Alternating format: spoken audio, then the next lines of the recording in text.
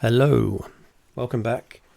Today I'm going to be continuing with the reading from my second book, Monsters We Became or Fell For. The first part of Prologue was Pete, and this part we're going to be hearing from Dave, whose get-up I'm wearing, and his brother Tony. That'll be the end of the prologue, then we can get into the meat of the book. In case anyone wonders what this is, I was trying to teach the dog to dance because I can't get a date. He jumped up, I bent down, and my face ended up in his mouth. Good thing I had glasses on. But I am reliably informed that chicks dig guys with scars, so there we go.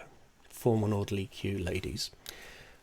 Hopefully the audio is going to be alright. I'm going to try and, rather than my massive head in the shot, I want to kind of get back so you can see the book as well that I'm reading, that kind of thing. I need like a wide angle lens, and this is just like a cheap Logitech webcam. Anyway, without further ado, I'm very prepared. Here we go.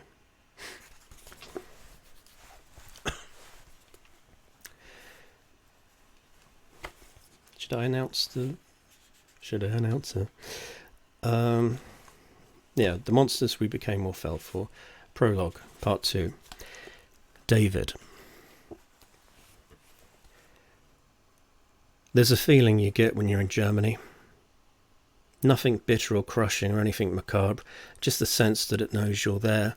It has this loose, unwashed grip that seems to tighten as the sun goes down, and how you end up back there on a street called Legionstrasse is as much to see her face again as it is for exposition. It was the morning of some day, and your temples were clamped in the vice of another vicious hangover. You were paying for your weaknesses with a punishment only bearable because of the oblivion it painfully supplanted. You needed fluids and television, carbohydrates and calm. You needed a quick recovery time so you could begin it all again. But trying to ignore the doorbell was killing the neon dream of Kirsten's leather sofa seductions. The doorbell rang again, then noise, difficult noise, then a crash. You rose, lurching down the stairs and cursing your weakness, and lightly kicked the mangled parcel on the doormat. When it didn't explode, you picked it up.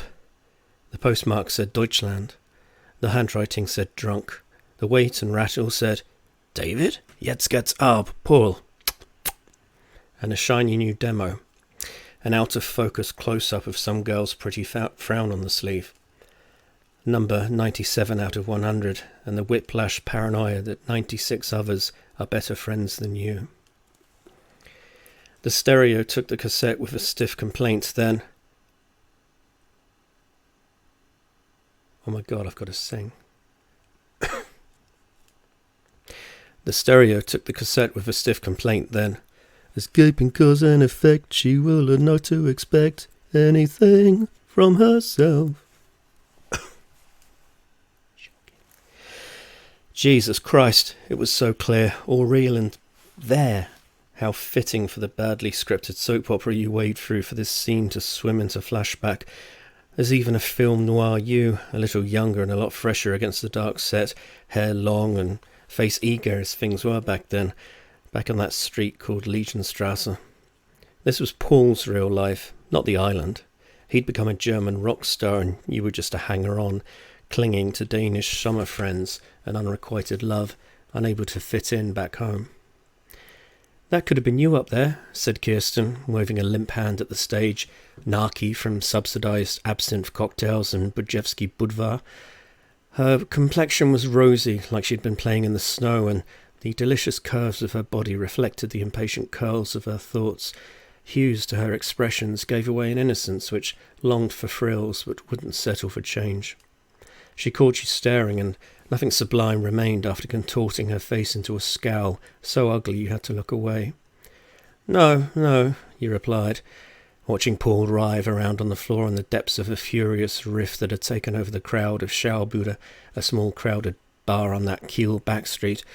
His face was set in a will-he-won't-he rock-and-roll sneer, hair swished into a violent side parting atop his white framed shades. He was dressed how your mother used to dress you in the 80s, but it was working for him. You turned away, rejecting the feelings of awe and envy that slivered up your spine. I couldn't learn all the songs in time, and besides this is Paul's reality here. I couldn't take it over just because he's tired of it. You lit a cigarette more for your hands than for your nerves and continued your excuses. I mean, I don't think it was serious, really. I mean, I couldn't get up there. I can't sing. I'd feel too exposed.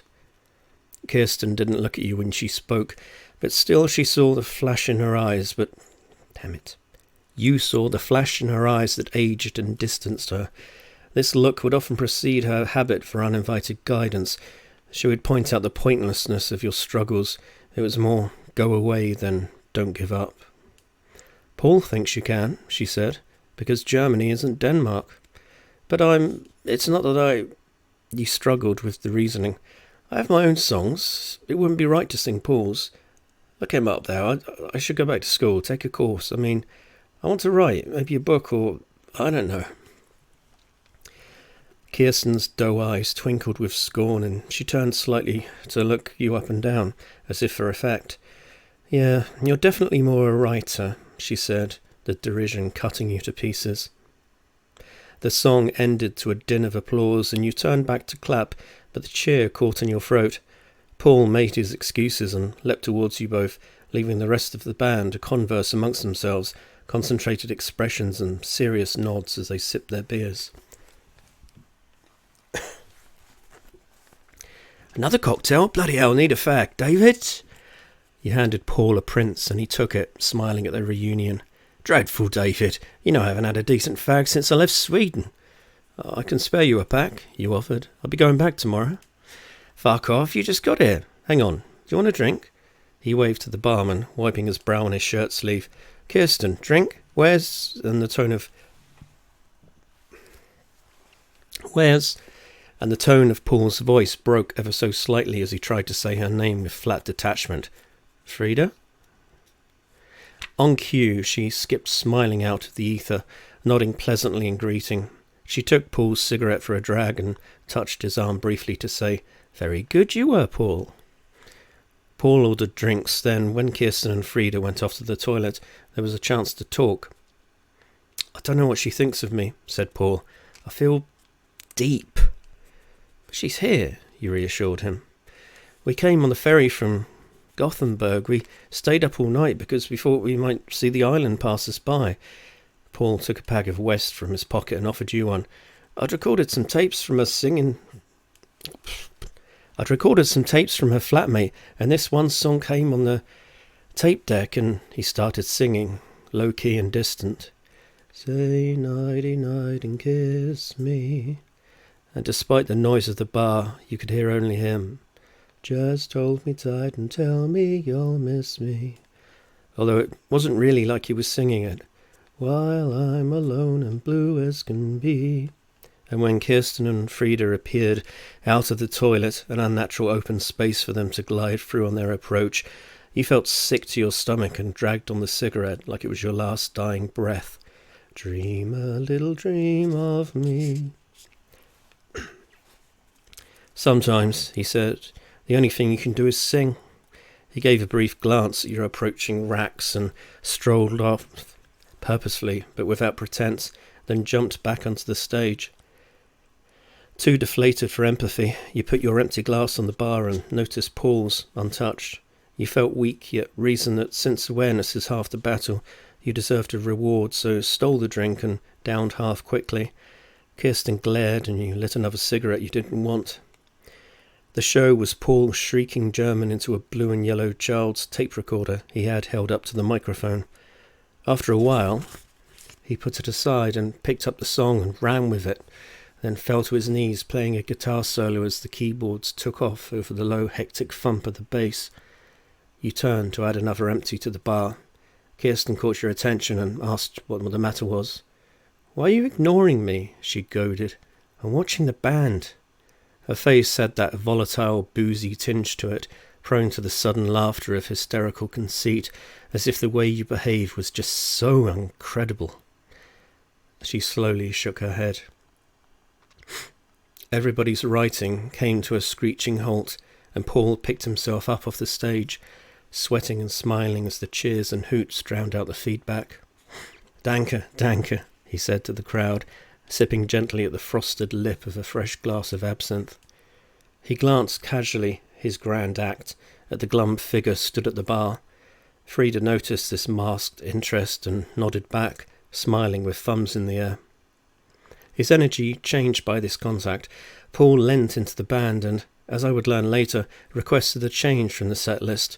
The others had agreed, making discreet glances in Frida's direction, privy to the same history I was. The song began simply with Paul and the... there's more singing. The song began simply with Paul and the chipped old ovation.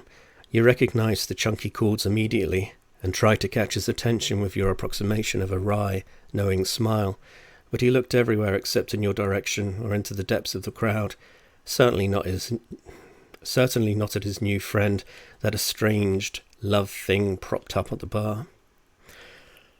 Paul sang and the mirror ball flashed red supernovae across his face. The bassist joined his rickenbacker with a drum thud. Then the keyboard came in before the energy rose into the chorus for Paul to strut out sneering with pointed energy. Who gave you the right to bruise my little heart? And tongue-in-cheek angst. You tore it right apart. I was saving it for art. You looked at Kirsten while she looked at the stage, but she was oblivious to any irony. Sickened yet high on the Hefner cover, you attracted the bartender's attention and raised your empty boudoir to request "Zwei bitte." You paid him with a fistful of change and passed the second beer to Kirsten. She took it with a curt "Danke," and you both turned back to the stage.